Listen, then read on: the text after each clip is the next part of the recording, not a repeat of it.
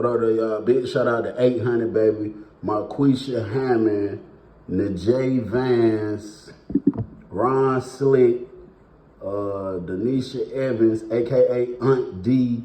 Big shout out to Andrew Golden, Justin Mack. Big shout out to Big Miz from the Zoo.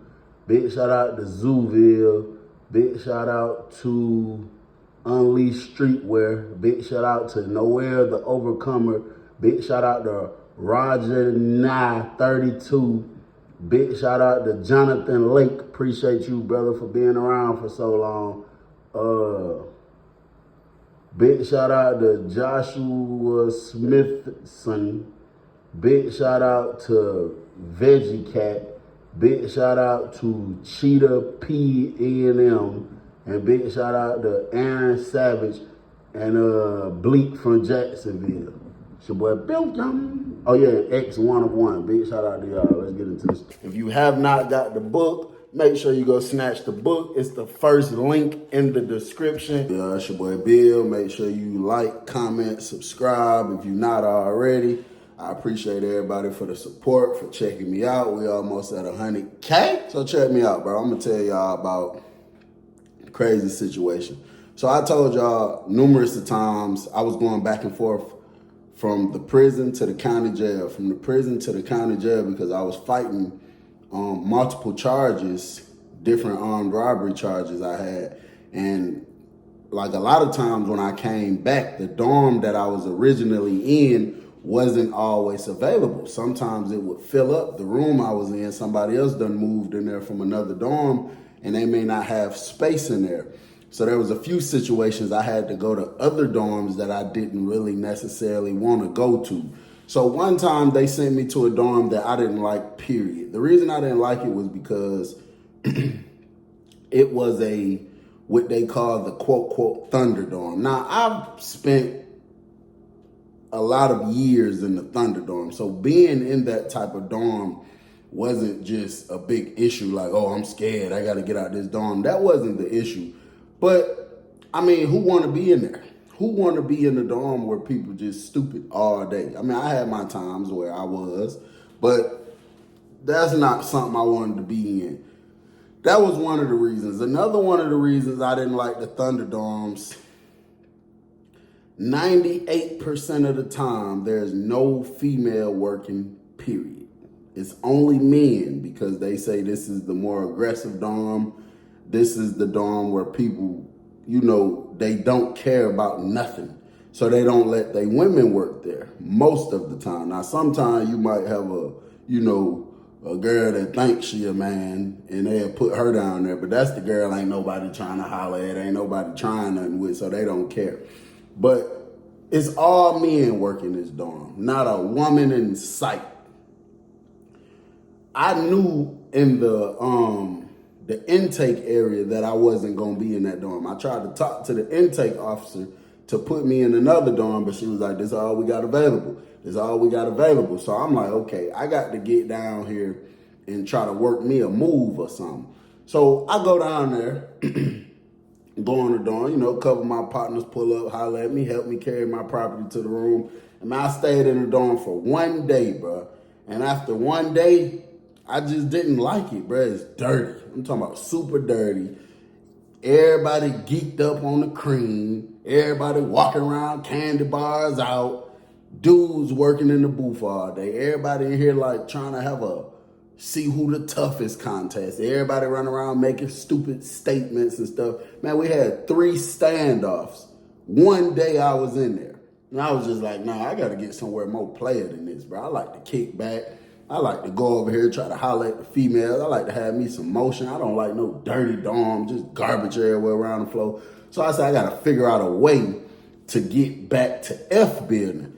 F building is where I was at before I went to court. Where I'm at right now was, I think, D2. I was in D building. Treacherous. I'm talking about the lights, bro. Even the lights in the dorm, damn near knocked out. Even coming like outside the dorm, they got lights, like 2 bright lights. Both of them lights knocked out. Lights inside the dorm on the roof, super high up, knocked out. How the hell somebody get up there to bust the lights out? it just wasn't the dorm for me, bro. It wasn't fit for me. So I'm sitting back thinking, how could I get moved to another dorm to avoid going to the hole? Because sometimes, depending on the situation, if you like some form of a victim, you can just be moved straight to another dorm instead of back to the hole. Now, the lady in intake told me that the dorm I came from originally, where I was trying to get back to, was full already. But sometimes they be lying, bro, because they just want to go with whatever the system generated. And then sometimes they got to call the deputy warden, the care and treatment, ask them, can they send you back over there? And it's like they don't be wanting to do all that. So she might have been lying. So I pull up on my homeboy. I go in his room. I say, hey, bro, look, I need you to do me a favor. So he like, what's up? I'm like, man, I need you to help me. I'm trying to get back to F building. So he was like, what the hell you want me to do? I was like, bro, I might need you to help me. I might need you to pull a stunt or something. Help me pull a stunt or something. So he said, hell nah, man, you ain't got to do that. You know how to get out the dorm. I said, how? He said, bro, go up there to the booth. Tell that lady you fear for your life in this dorm, and they gonna move you to another dorm. I was like, nah, I ain't trying to do that because I might get sent to the hole. So he was like, no, I'm telling you, the supervisor that's working today, they not sending you to no hole, bro. They gonna put you in another dorm. Trust me, I'm telling you. He like, bro, I've been down here all these years. Now, I've been down here too, but this was the beginning of my bid. Like, when I was, like I told y'all before, bro, and I ain't gonna lie. When I was at Smith State Prison, I didn't have much going on. I didn't have no money. I didn't have no phone. I didn't have nothing going on for real, because that was my beginning 3-ish years. You know what I'm saying? Like, brand new to prison. I was still trying to learn it, and I thought I was going home in 4 years. So I didn't even care. I didn't really turn up and start going crazy with the money until I left Smith and went to Johnson. So he was like, bro, I'm telling you, bro, go up there, tell that lady that. So I leave out his room. I go down there to the booth. I go knock on the booth, lift the flap up. The girl like, what's up? I'm like, hey, ma'am. So I go looking around, trying to play my role. I'm looking around, make sure like trying to make sure ain't nobody listening to me. And I'm like, hey, ma'am. So she like, what's up? I'm like, can you please pop the door and let me out the dorm? This the flap. You got to kind of stick your face in. That's why I got my hands like this. I'm like, can you please pop the door and let me out this dorm? I fear for my life in this dorm. So she goes looking around, look back at me. She said, fear for your life for what? From who? Now, bro, as the officer, now sometimes the warden, the deputy warden, the supervising officer may ask you a question like that, but the normal officer has no business asking me that. So I'm like, I can't really say who, but please just pop the door, let me out. I think somebody finna kill me. I really fear for my life in this dorm right now. She started smiling, bro. Talking about from who? Fear from your life and who? Who trying to do something to you? Boy, ain't nobody trying to do nothing to you. Go ahead on now. So I went looking around. I say, ma'am, listen. They finna kill me. They told me if I don't leave this dorm that they finna kill me. Please pop the door, ma'am. Please. I'm begging you. Please let me out this dorm. And she said, go ahead on now. You want to play in my face? Go ahead on now. And she put her head down like she was about to take a nap or something. And bro, that's when I realized, I mean, I've been knew it was dangerous being at the prison I was at, but that's when I realized like, damn. It was so sad, bro. It kind of hurt me on the inside. Like, bro, like somebody, like it just made me think, what if I was dead serious? What if somebody really had told me with a candy bar, bro, get on the door, you finna die. And people have had ultimatums like that before. So it's like, what if I was really in fear for my life for real? Even though I know they probably, you know, people be saying that and they know some people be trying to finesse and go to another dorm. That's not your job. Listen, you get paid to do your job. It don't matter if you think I'm finessing or not. You know this could lead a life being lost. If I'm telling you this, ma'am, pop the door, let me out, call your supervisor, say, hey, I got one refusing housing, saying such and such, such and such. Why are you even, that's not even your job to try to figure out if I'm lying or not. That's not up to you. I walked away from the booth, went back up to the bro room. I'm like, bro, I just told the girl that, bro. She just bucked on me, went to laying down, acting like ain't nothing going on, like I'm lying or something. So he said, take your shirt off. So I'm like, take my shirt off for what? He said, man, take your shirt off, folks. So I took my shirt off. He grabbed, he ripped it. He like ripped it down all the way to like right here. He was like, put it back on. So I put it back on. He looked out the door real quick. He was like, nah, she's still laying down or something like that. So he pushed his head out the door, called one of the other guys in there. He said, hey, go down there and ask that girl for some paperwork. He said, me and CB are finna pull a stunt. He trying to go to another dorm, but I need her to be looking up here. So bro was like, all right. So he looking out the door. He like, look, as soon as I got down, pushed the door open, he peeping out the door. He like, you got to go falling out the room, like acting like you just got pushed out the room or whatever the case is. So when the other dude going walking down the steps, he called one of the other bros in there. He said, hey, come here real quick. So dude shot in the room. So he told him real quick, he like, we finna pull a stunt. CB trying to get to another dorm. He was like, so when I push the door open, he gonna come falling out the room. As soon as he was saying that, the dude was right there in the booth. The girl stuck her head open. He pushed the door open real hard. And I just came out the room like that. Like somebody just pushed me out, or I just tried to bust out the room or something. Them two guys came out the room and was like doing like this, looking like this and stuff like that. So I turned around, took off running. Now when I take off running towards like the steps, I see the girl standing up there. So I run down the steps real quick, shoot over there to the booth. So I'm like, man, please pop the door. Please pop the door. Nigga finna kill me right now. Please pop the door. So she popped the door ASAP. Pop. She popped it. I went out there, closed the door. She said, I thought you was lying. I thought you was lying. I said, no, ain't nobody lying, man. Ain't nobody playing. So I sit in the booth. I sit like in that salad port area. So I'm like in the middle of the dorm and the sidewalk. And I see people staring, people looking over there like, what's wrong with CB? But I know they went in bro room and he told them what was going on. So the deputy warden of security and the unit manager finally came down there to get me. Bro and them had packed my property up for me, brought it down there by the door. When I stepped outside, they popped the door for me to come outside. They asking me what happened. I'm like, bro, I just fear for my life in here. I can't be in this dorm. He like, yeah, but my officer called and said somebody chased you out of room or something. How your shirt get ripped all open like that? I was like, man, I don't want to talk about it. Can I please just go to another dorm, man? I fear for my life in this dorm. He said, well, you finna tell me what happened or your ass going back in that dorm. So I say, listen, warden, come on, man. You know I can't tell you that. Just let me go to another dorm where I feel safe at. He said, hey, man, listen, this is my last time telling you. I got other stuff to do. You finna tell me what just occurred or you're going back in that dorm. Simple as that. It ain't nothing to it. That's just how it's finna go. Now, I knew he was dead serious. He was a real jackass. And when he say something like that, he really means it. So it had me thinking like this. If I just went through this with these guys and told them I'm trying to pull a stunt to go to another dorm, and then they assist me with the stunt, and then I get outside the dorm, and then I'm standing in front of the warden and the deputy warden of security and the unit manager. These are two high-ranking officers that love knocking off contraband. If I'm outside talking to them and nobody hears what we talking about, and then I turn around and come back in the dorm and everything just A-okay, somebody is going to start saying CB was out there snitching.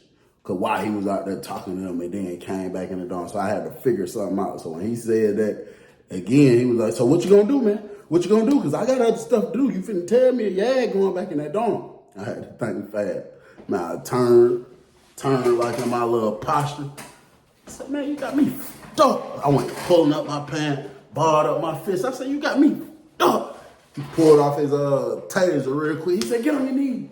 Get on your knees. So I got down on my knees. But at that point, I knew I wasn't going to another dorm. Now, I know for a fact I'm going to the hole. But I'd rather go there than have to go back in the dorm. I didn't want to be in the hole. But if that's my only option after being out here talking to y'all, I'm not going back in the dorm because it's going to look like I was out here telling about something. And then as soon as somebody's phone get knocked off, shit, the nigga CB was out there talking to the warden the other day. And we ain't even finna go through that. So the unit manager handcuffed me. They took me to the hole. Get in the hole. It's one of my guys named Black. They put me in the room with Black. Black was in there. He had a phone, everything with A1 came in there. He let me use the phone, talk to my folks. Now, the dorm I was in before I went to court. It was a lot of dudes in there used to rap. This one, I was on that rapping stuff heavy. They got this glass down there inside where the old TV room used to be. And if you beat on the glass, it make a whole lot of bass. And it just make, you know what I'm saying? It just sound like you beating down the block, goddamn.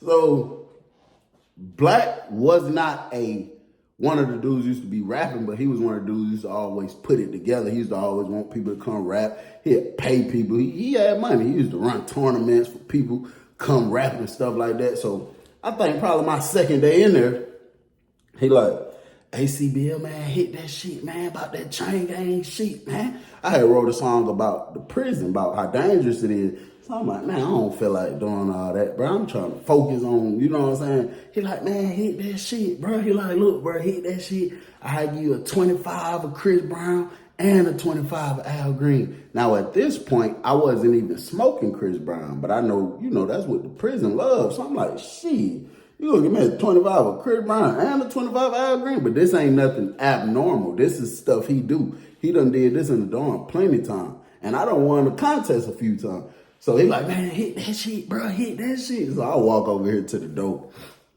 And when you beat on the door, it kind of give you good bass too, you know what I'm saying? So I go hit it.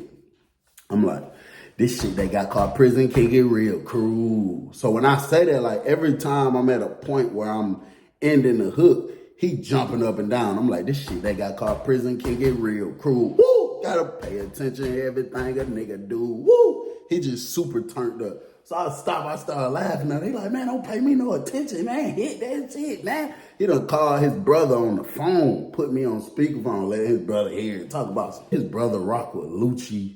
And man had me, well, I ain't gonna say he had me convinced, but he kind of almost had me convinced. Talking about, boy, when you get out, I'm gonna get you signed. I'm gonna get you signed with Lucci. I'm gonna get you signed. All kind of stuff he was telling me.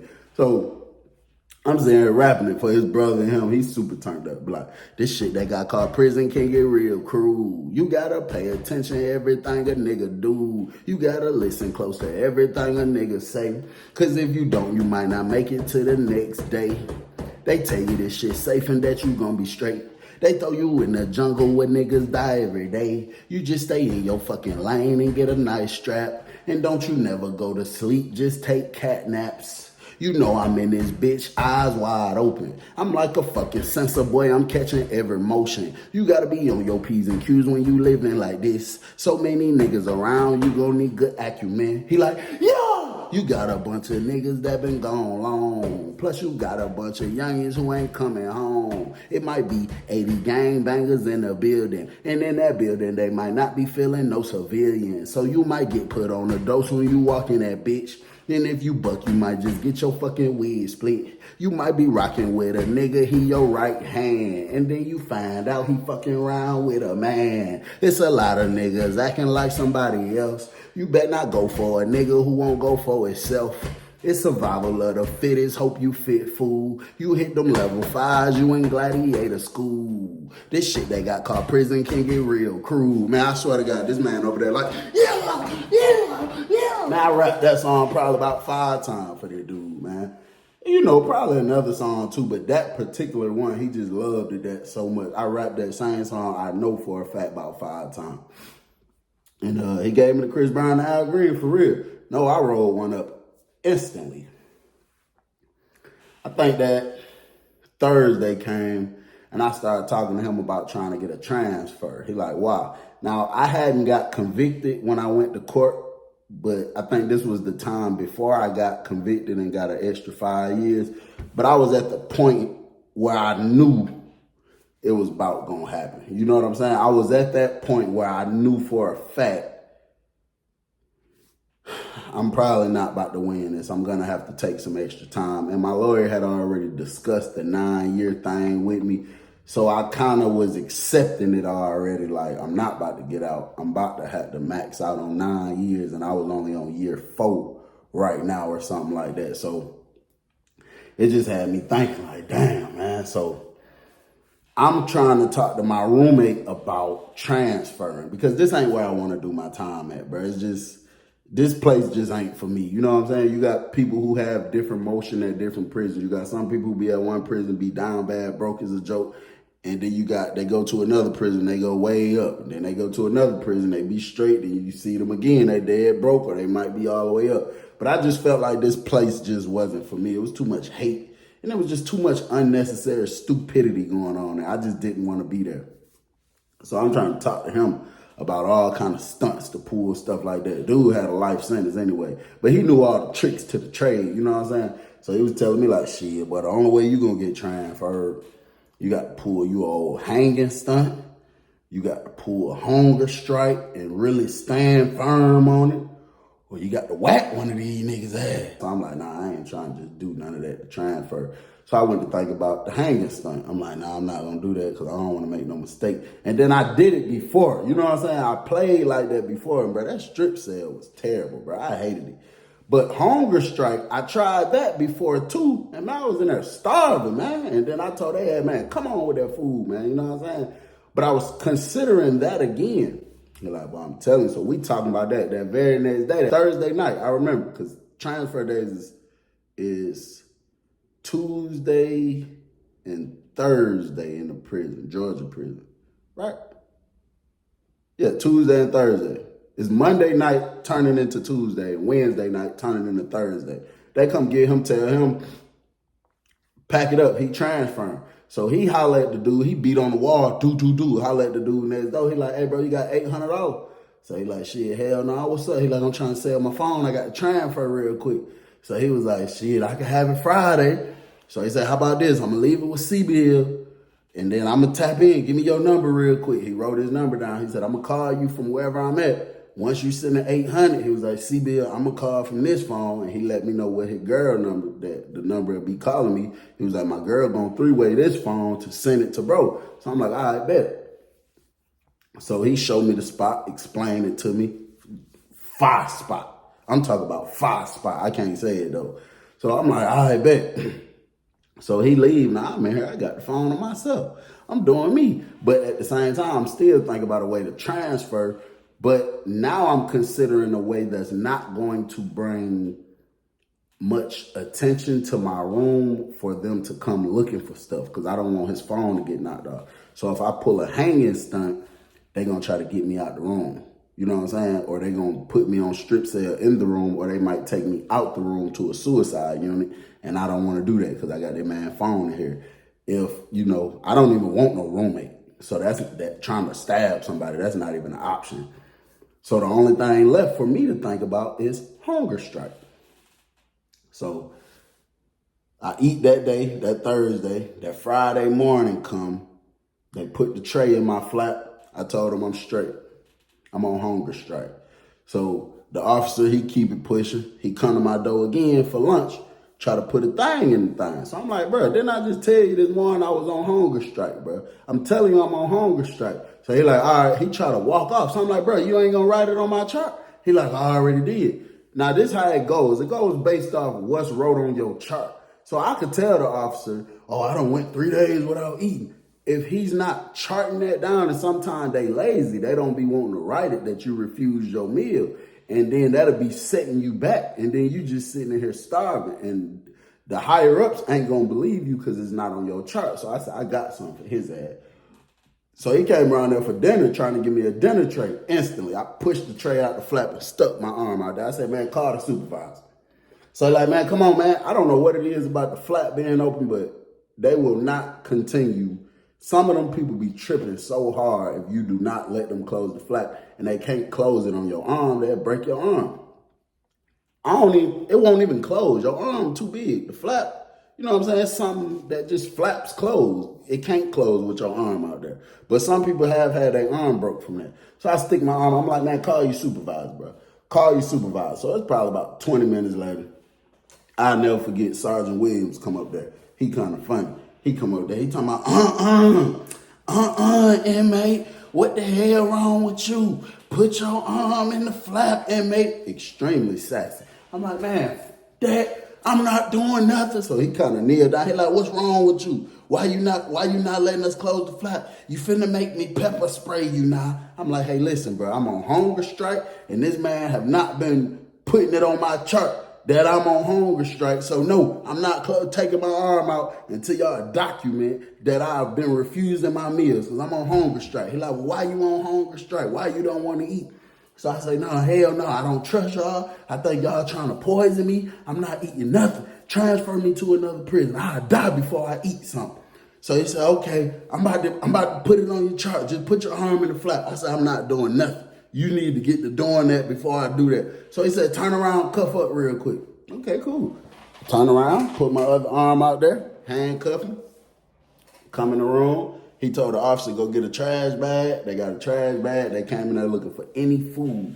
Because when you're on hunger strike, you can't have no food in there. So, bro, he come in there. I think I had a honey bun left. That's all I had. Bro, the man grabbed the honey bun, threw it in the bag, then go to grabbing my hygiene, throwing it in the bag. He go to grabbing a few books I had, throwing it in the bag. I'm like, hold on, sir, what the hell you doing? Say like, nah, don't talk to me, inmate. You on hunger strike, ain't it? I'm like, what the fuck? My books and deodorant and soap, what does that got to do with food? What you think, I'm going to eat that? You'll be surprised what inmates done did over the years. I ain't giving you no type of opportunity. I'm talking about pissed me off. Man, what pissed me off, when he went to grabbing my sheets and blankets off the bed, oh, that made me so mad. Now I'm spazzing out. I'm like, sorry, what is you doing? What the fuck does my sheets and blanket got to do with anything? He like, nah, you want to play with me? You want to play with me? He looked back at the officer. He said, grab that chart. Grab that chart off that inmate, though, and make sure you document breakfast, lunch, and dinner. He refused. He refused all meals, and then put that thing back on the door. So the officer grabbed it for real. He documented it right then and there in front of me. Where it say breakfast, he put a R, and the R stands for refusal. And it's I think it's 369. It's so many meals you gotta miss before they move you from the current cell you're in to the medical unit. And then, because now they gotta watch you because you ain't been eating. And then that's when they just transfer you off to another prison, depending on why you on hunger strike. So that was my goal. He put the thing back on there. The sergeant tell the officer to take my mat, bro. They took my mat that I sleep on. And the sergeant's like, you want to play with me? I'm finna play with you. No, you ain't doing it. You making my shift hard. And they leave out. He uncuffed me. So now the only thing I got is the clothes on my back and the little slippers I had on. But I ain't tripping because I got a phone in here. I don't care. But it still pissed me off because now I ain't got all my stuff. I got to sit on this hard-ass, metal-ass slab. You know what I'm saying? So I wait till they leave, put my little flap up. When they got a toothbrush, beat it in the door so the door don't open. What that does, you take a lock or a toothbrush, stick it in the side of the door, but you got to find one of the parts of the door where it ain't no big gap. You got to find a small gap, and then you make the gap, but it's so tight, if they try to open the door from the outside, it won't open. So now I'm just in there kicking it on the phone. Bro, as time go by, this was Friday, as time go by, it's like my body is just, I'm talking about my stomach growling so bad. That day, bro, by the nighttime came, I was so hungry, bro. When I say I was real life starving, bro, I mean like real life starving. But then it seemed like it got easier because when you hungry, you know, it turned into like a cramp. Like your stomach start hurting almost. Stomach start touching your back. But then that next day roll around, that Saturday roll around, shit, I'm hungry, but it seemed like it done eased up a little bit. It seemed like things done eased up, like things a little straight. When I get up and I roll over, I'm already on this hard-ass metal slab. When I roll over, I'm not feeling as hungry, but bro, I'm feeling a little dizzy almost. So I'm looking, it feel like the room is kind of spinning, but like slow. So I'm like, damn, I'm tripping. So I just got to sit there for a minute. It's not stopping. So I'm like, shit, bro, I think I need some water. That's what it is. I need some water. I go over here. I ain't drink no water, none yesterday. I go over here to the sink. I ain't got no damn cup. I got to drink it straight out the thing. I go press the thing for the water, don't no water come out. That's the cold water. So I press the hot water, don't no water come out. I'm like, man, what the hell? So I go lay down, I'm waiting till the officer go to doing their round so I could tell them my water messed up. So about an hour later, now I'm feeling dehydrated, bro. Now I'm thinking, my body might be, because I ain't drunk no water all day yesterday, and I ain't had no food. I ain't drunk no water all day today. So I'm like, shit, that's what it is. I probably need some water. So I finally hear beep, beep, beep. I hear the officer walking around doing their little beep things. So I get up, come to the door. It was damn near a struggle, bro. Like, I was feeling weak. Like, if I had a roommate in there trying to fight me, I probably wouldn't have been able to defend myself, bro. I was feeling weak. I went to the door. I'm like, say, officer. Say, like, what's up, man? I'm like, hey, my water ain't working, bro. You can bring me some ice or something. I need some water. So he said, he looked at the chart.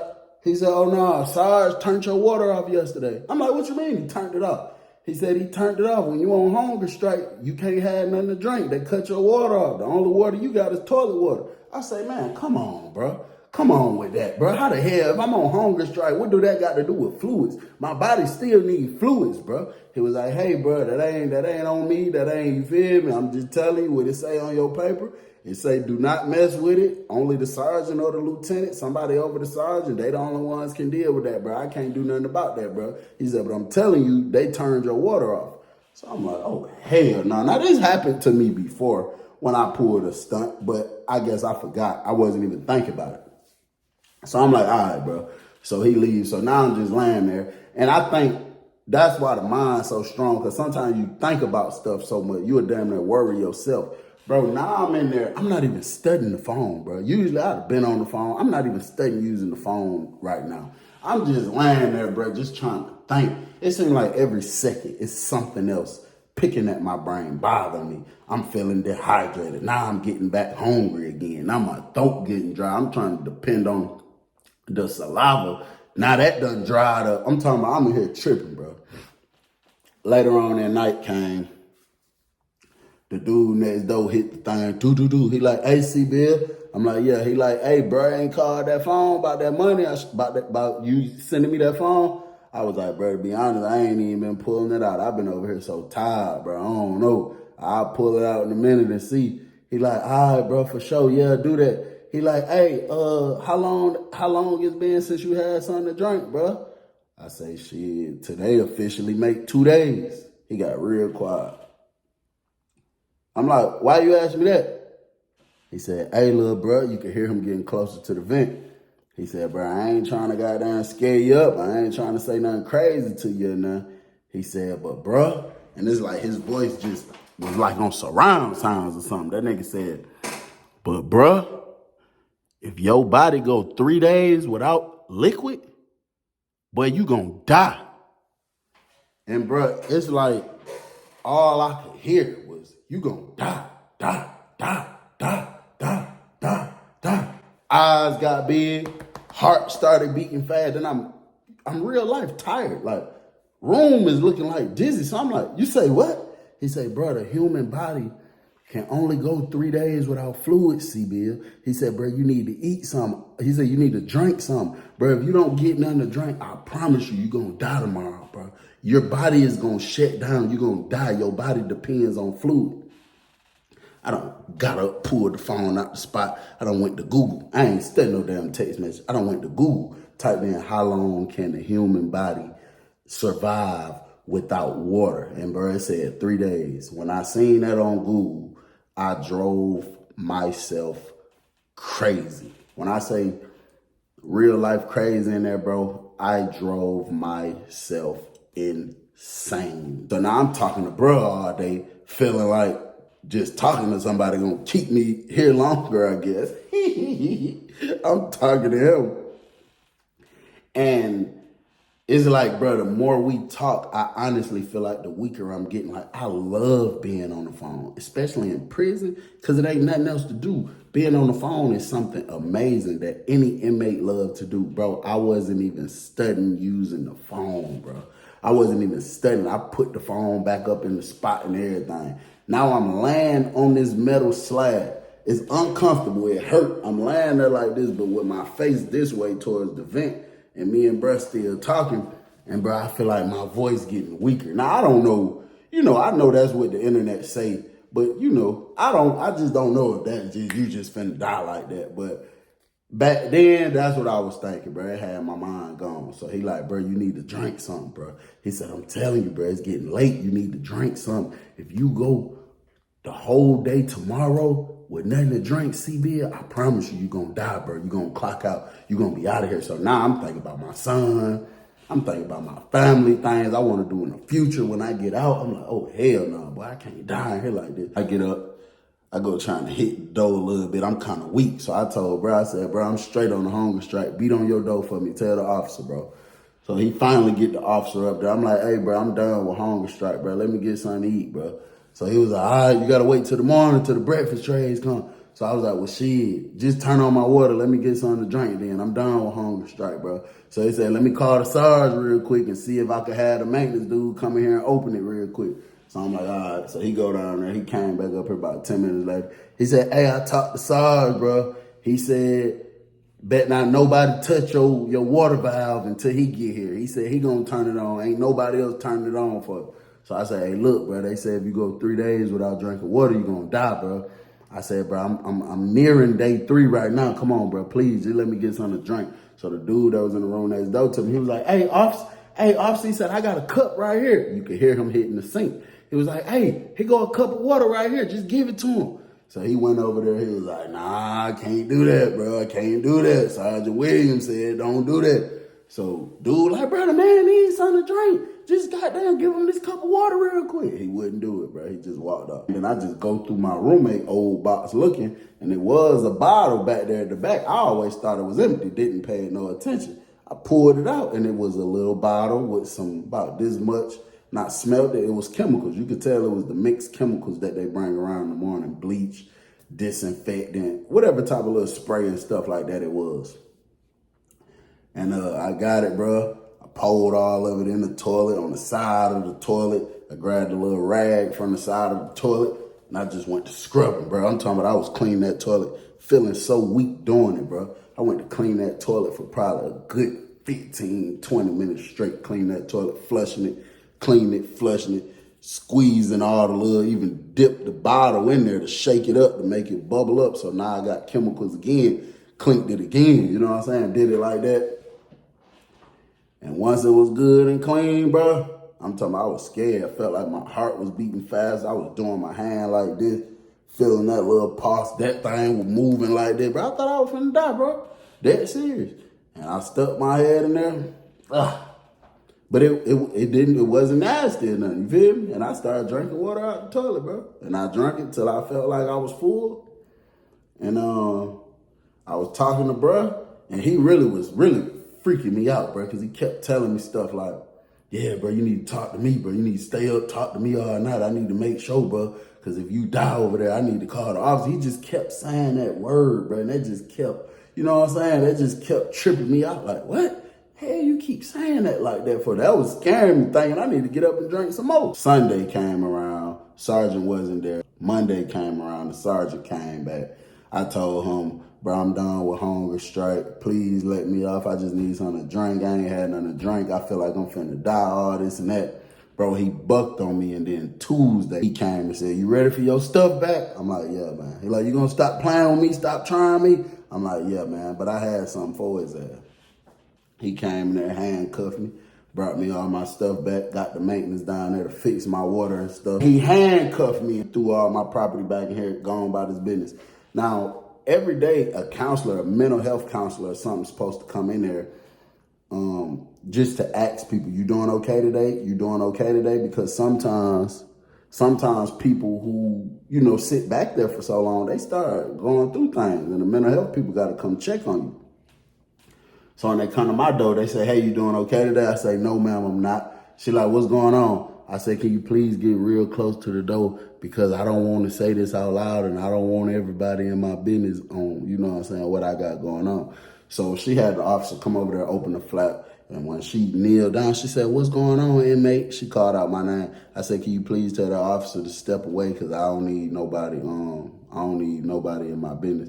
So she was like, nah, he right here for my security or whatever the case, because sometimes people try to jack on them or semen on them or dookie on them, whatever. So I put my hands up. I said, ma'am, I promise you, I'm not trying to throw nothing on you. I'm not trying to play no games. So I scooted back to where the toilet was at.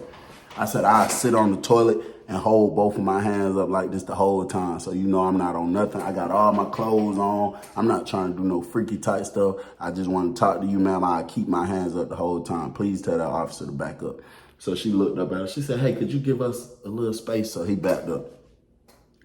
I say, ma'am, Sergeant Williams and that officer that was working the other day, when they came and took me off strip sale, when Sergeant Williams came here, the whole time he was uncuffing me, that man was squeezing my ass, and he tried to stick his hand in my drawers and like stick his finger in there. And he told me that if I don't have a threesome with him and the officer, that they gonna kill me. He gonna make sure I die. So she said, I said, man, I promise you, I'm not playing. I would not lie to you, man. So she said, hold on. So she gave me a pen and a form and she stuck it through the thing. She said, fill this out, fill out this form. Everything you just told me, write it down on there. She said, Sergeant Williams did that. I said, I promise you, ma'am. The man was squeezing my ass and told me if I tell somebody, he gonna make sure he kill me, and then tried to stick his finger up my God, where the sun don't shine at. And I just fear for my life, because I feel like they're gonna try to kill me, ma'am. Please get me out this prison, please, ma'am. So I filled the thing up. I put my name and all that on it. And that was the beginning of my process to transfer. I think after I did that, it still took a process, but they had me in a room by myself. And like I say, it took a little time, about a month-ish and some change, but I got transferred off a PREA complaint. And PREA stands for Prison Rape Elimination Act. Anything got to do with anything freaky, inmate or officer, they they do their little investigations towards it and stuff like that. And I ended up eventually getting transferred. Now the phone, had sent that to dude once cause they moved me from that room. Like a few days later, once my PREA complaint went in, they moved me to a whole nother building. So had orchestrated that for him to get that. And I don't know if dude ever talked to him and sent the money, never gave a damn, never seen neither of them again. So it didn't even matter to me. But I was just sitting back, think about that, bro. And it's just like, I know it sounded disgusting, talk about drinking water out of the toilet, but it was a survival thing. You know what I'm saying? Sometimes you're just placed in a situation where you got to do what you got to do if you want to survive. And it makes me ask the question again, who want to live like that? That's why I stress to y'all, just do the right thing, F all the BS. Because who want to be in a situation where you got to even be considering, oh, I'm about to drink some water out the toilet because these folks don't want to give me no water. Well, if you do the right thing and stay out of prison, you could drink all the water you want. You could go buy you some water from the store. You could drink you some sink water if that's what you drink. You ain't never got to go through that. It's your boy, Bill Young.